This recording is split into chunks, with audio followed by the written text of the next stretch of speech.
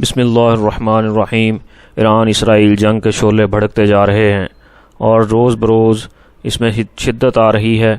لیکن اصل ٹارگٹ کون ہے؟ اسرائیل اور ایران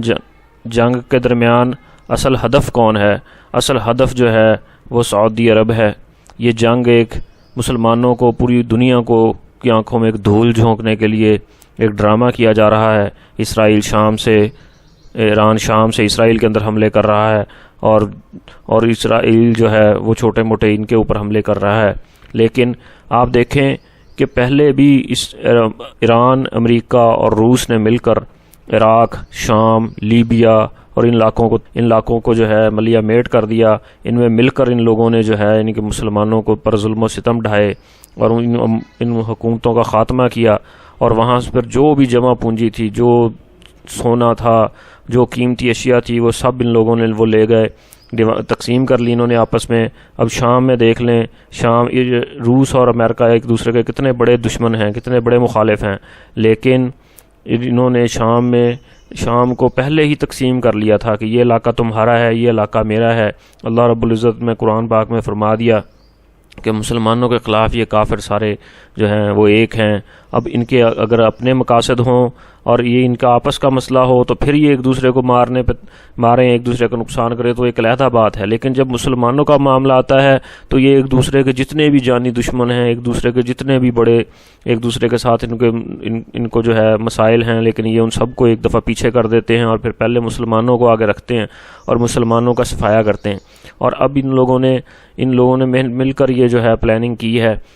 ویسے بھی دنیا میں دو محاذ بھڑکیں گے، اب دو محاذ تیار ہو چکے ہیں، ایک سعودی عرب اور ایک انڈیا اور پاکستان۔ آنے والے دنوں میں ان خطوں میں بڑی زبردست جنگیں شروع ہو جائیں گی، اور یہ ایران اسرائیل جھڑپیں ان کی ابتدا ہے۔ اسی ایران اسرائیل جنگوں میں جب یہ سعودی عرب تک مسلط ہو جائیں گی، سعودی عرب اس کی لپیٹ میں آ جائے گا، تو ادھر انڈیا اور پاکستان بھی ایک دوسرے کے ساتھ آمنے سامنے کھڑے ہو جائیں گے، تو پھر ان جنگوں کے درمیان ہی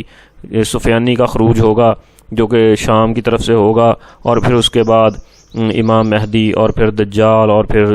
یجوج مجوج، عیسیٰ علیہ السلام، یہ ترتیب چلے گی۔ ان پر ایک علیحدہ سے سفیانی پر ایک ویڈیو علیحدہ سے بنائیں گے اور سفیانی سے، اور پھر یہ جو پاکستان، انڈیا، غزوہ ہند اور سعودی عرب کی جنگیں جو ہیں ان پر بھی ایک علیحدہ سے ایک ویڈیو بنائیں گے، تاکہ ہم لوگوں کو، امت مسلمہ کو سمجھ آئے۔ میں تو حیران ہوتا ہوں کہ ابھی بھی امت مسلمہ کھانے پینے اور عیش و آرام والی زندگی میں جو ہے کھوئی ہوئی ہے۔ سب سے زیادہ ان کی اور ایسے پروگرام بنائے جاتے ہیں جن سے ان کا مقصد ہی نہیں ہے۔ آج ہم لوگوں کو اپنی زندگیوں کو سادہ کرنا ہوگا اور ان کے لیے تیاری کرنی ہوگی، ورنہ جو حال شام کے لوگوں کا، عراق کے لوگوں کا اور لیبیا کے لوگوں کا اور یمن کے لوگوں کا ہوا، وہ ہم سے بڑے مالدار لوگ تھے، بہت زیادہ پیسہ تھا، ان کی گاڑیاں ہمارے جتنے اثاثے ہمارے پاس ہیں ان سے کہیں زیادہ مہنگی ان کی ایک ایک گاڑی تھی، لیکن آج ان کے حال دیکھ لیں، ان کے بچے بھوکے مر رہے ہیں۔ یمن میں لوگ